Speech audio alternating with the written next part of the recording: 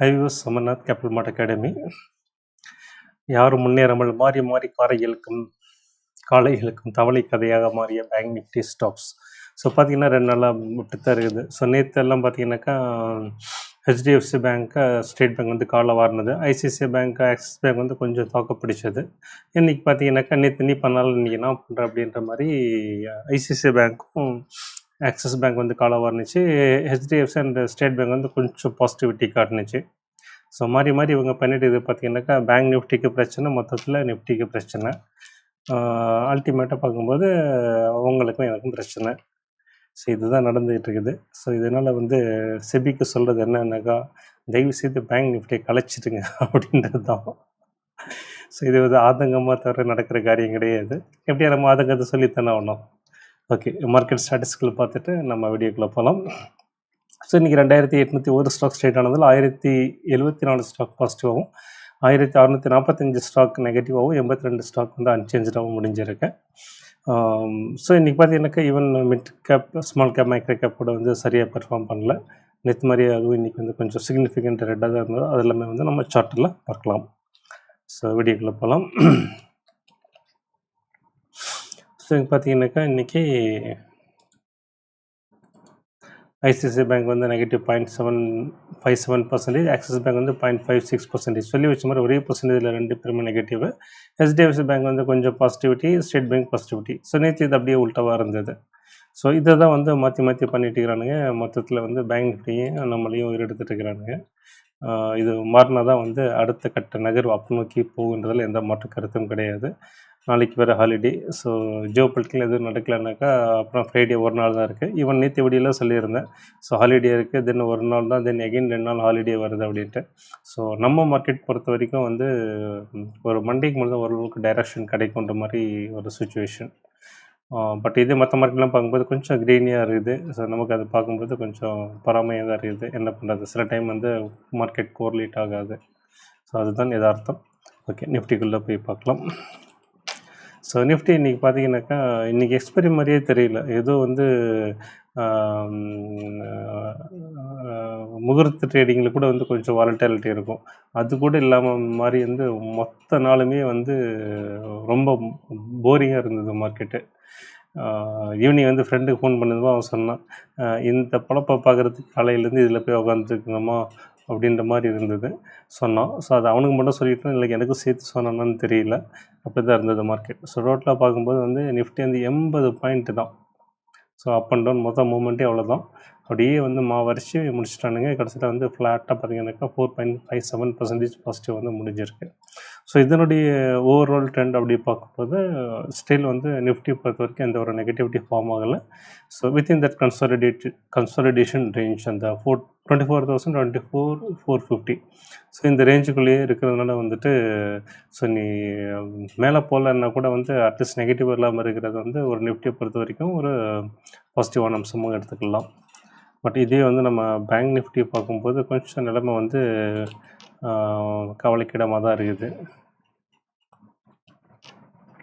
So இதுவும் பார்த்தீங்கன்னாக்கா இன்றைக்கி வந்து எக்ஸ்பைரி மாதிரியே இல்லை. டோட்டலாக பார்த்தீங்கன்னாக்கா 150 பாயிண்ட் 160 பாயிண்ட்னு வச்சுக்கலாம். ஸோ ஒரு ட்ரேடபிள் ரேஞ்சில் பார்க்கும்போது அவ்வளோதான் வந்துட்டு இருந்தது. ஸோ ஃபுல்லாக வந்து ஒரு சைட்வேஸ் மார்க்கெட் தான். End of the day 104 point வந்து நெகட்டிவில் முடிஞ்சிருக்கு. ஸோ இதனுடைய ஓவரால் பெர்ஃபார்மன்ஸ் பார்க்கும்போது நேற்றே சொல்லியிருந்தேன், அந்த சப்போர்ட் வந்து 50,000 வந்து ஒரு ஸ்ட்ராங் சப்போர்ட். அதை வந்து பிரேக் பண்ணி கொஞ்சம் கீழே வந்திருக்கு அப்படின்ட்டு. ஸோ இன்றைக்கி அதையும் தாண்டி இன்னும் ஒரு 100 பாயிண்ட் கீழே வந்திருக்கு. ஸோ ஓவராலாக பார்க்கும்போது அங்கேருந்து ஒரு 275 பாயிண்ட் வந்து away from the support. But இது வந்து ஒரு மைனர் எரராக கூட எடுத்துக்கலாம். பட் இந்த இடத்துல பார்த்தீங்கன்னாக்கா ஆல்ரெடி வந்து இந்த இடம் வந்து இடம்தான். ஸோ இங்கேருந்து வந்து திரும்பினதை நம்ம பார்க்க முடியுது. ஒருவேளை இது மாதிரி நடந்தால் வந்து நல்ல விஷயம்தான், பார்க்கலாம். ஸோ நாளைக்கு வந்து எல்லா மார்க்கெட்டும் பாசிட்டிவாக இருக்கணும். நாளான்னைக்கு தான் நம்ம மார்க்கெட்டு. ஸோ அது வரைக்கும் தாக்கு பிடிக்குமா ஜியோ பொலிட்டிக்கல் நியூஸஸ் கூட அப்படின்றத பார்க்கணும்.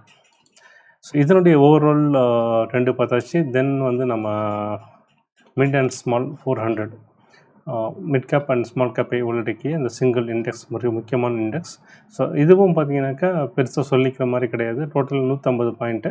அந்த 150 பாயிண்ட்லேயே 116 பாயிண்ட் வந்து நெகட்டிவாகவே வந்து மார்க்கெட் முடிஞ்சது. ஸோ எந்த ஒரு இண்டெக்ஸும் பார்த்தீங்கன்னாக்கா இன்றைக்கி வந்து ஒரு வைப்ரண்ட்டாகவே கிடையாது. எல்லாமே வந்து ஒரு மந்தமாக தான் வந்து டோட்டல் மார்க்கெட்டே இருந்தது. ஸோ இதனுடைய ஓவரால் ட்ரெண்ட் பார்க்கும்போது எக்ஸாக்டாக பார்த்தீங்கன்னாக்கா அந்த 19,500 வந்து ஒரு 500லேருந்து 20,000 வந்து நல்ல ஒரு கன்சாலிடேஷன் ரேஞ்ச் சொல்லியிருந்தோம்.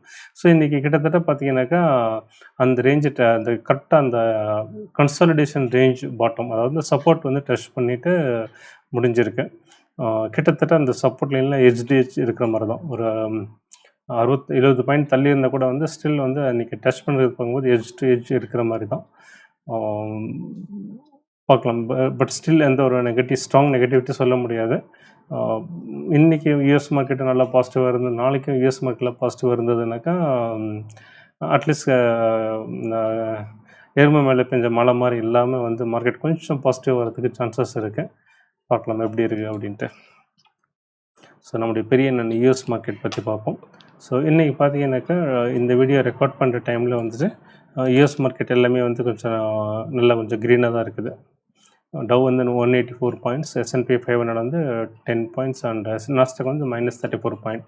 ஸோ எல்லாமே ஒரு நியர் ஃப்ளாட் அப்படின்ற மாதிரி தான் எடுத்துக்கலாம். ஸோ எண்ட் ஆஃப் த டே எப்படி முடியுதுன்னு பார்ப்போம். பட் இதே வந்து யூகே மார்க்கெட் பார்த்தீங்கன்னாக்கா ஒரு சிக்னிஃபிகண்ட் ரெட்டில் வந்து முடிஞ்சிருக்கு. அண்ட் யூரோ மார்க்கெட்டும் ஒரு நல்ல ஒரு க்ரீனில் முடிஞ்சிருக்கு UK market. Similarly euro market நல்ல ஒரு க்ரீனில் தான் இருக்குது. ஸோ இதே மாதிரி வந்து யூஎஸ் மார்க்கெட்டும் க்ரீனில் முடிஞ்சது அப்படின்னாக்கா எகெயின் நாளைக்கும் க்ரீனாக இருக்கணும். அப்படி இருந்ததுனாக்கா நாளான்னைக்கு நம்ம மார்க்கெட் வந்து ஒரு க்ரீன் பார்க்கலாம். இல்லைனாக்கா வழக்கம் போல் ஒரு பேங்க் நிஃப்டியில் ஒரு ரெட்டும், நிஃப்டியில் வந்து ஒரு ஃப்ளாட்டும் பார்க்குறது தான் சான்சஸ் நிறைய இருக்குது. ஸோ இதனுடைய ஓவரால் சார்ட் பார்க்கும்போது ஏற்கனவே நான் சொல்லியிருந்தேன் நல்ல ஒரு மொமெண்டம் இருக்குது. சூன் வந்து இந்த வீக் எண்டுக்குள்ளேயே வந்துட்டு இதனுடைய சேனல் ரெசிஸ்டன்ஸ் வந்து டச் பண்ணிட்டோம் அப்படின்ட்டு பார்த்திங்கன்னா இன்றைக்கே வந்து அந்த ரெசிஸ்டன்ஸ் வந்து டச் பண்ணிருச்சு. அதே மாதிரி ப்ராட் மார்க்கெட் இண்டெக்ஸஸ்னு பார்க்கும்போது இந்த ட்ரெண்ட் லைன் இந்த ஒரு ரெசிஸ்டன்ஸ் லைன் எடுத்துக்கலாம். ஸோ கரெக்டாக பார்த்திங்கன்னா ரெண்டுமே வந்து ஒரு கிளியர் மேட்சாக இருக்குது. ப்ராட் மார்க்கெட் இண்டெக்ஸும் சரி, பெஞ்ச் மார்க்கெட் இண்டெக்ஸ் ரெண்டுமே ஒரு கிளியர் மேட்சாக இருக்குது. ரெசிஸ்டன்ஸை டச் பண்ணிகிட்ருக்கு. ஸோ இது பெனட்ரேட் ஆச்சு அப்படின்னாக்கா அட்லீஸ்ட் வந்து நம்ம நிஃப்டிக்கு ஏதாவது முக்கியமாக பேங்க் நிஃப்டி ஏதாவது ஒரு ரோசம் வந்து ஃப்ரைடே வந்து மேலே வருதான்றதை பார்க்கலாம். ஸோ ஓவராலாக பார்க்கும்போது வந்து யூஎஸ் மார்க்கெட்லேயும் சரி, நம்ம மார்க்கெட் பெரிய அளவில் நெகட்டிவிட்டி இல்லை. யூஎஸ் மார்க்கெட்டில் எந்த நெகட்டிவிட்டியும் கிடையாது, ஈவன் பாசிட்டிவாகவே இருக்குது. நம்ம மார்க்கெட்டில் வந்து நெகட்டிவிட்டி இல்லைன்னா கூட ஆப்சன்ஸ் ஆஃப் பாசிட்டிவிட்டி அப்படின்னு சொல்லலாம். ரெண்டுக்கும் ஒரே மாதிரி தானே அப்படின்னாக்கா இல்லை, கொஞ்சம் வித்தியாசம் இருக்க தான் செய்யும். கொஞ்சம் மார்க்கெட் பார்த்தாலே அது கொஞ்சம் வித்தியாசம். Options of positive and negative ரெண்டுமே வந்து ஸ்மைல் டிஃப்ரென்ஸ் இருக்க தான் செய்யும். பார்ப்போம் ஃப்ரைடே எப்படி இருக்குது அப்படின்ட்டு. ஸோ இந்த வீடியோ உங்களுக்கு இன்ஃபர்மேட்டிவாக இருந்திருக்குன்னு நம்புகிறேன். ஸோ நெக்ஸ்ட் வீடியோவில் பார்ப்போம். Until then bye. தேங்க்யூ.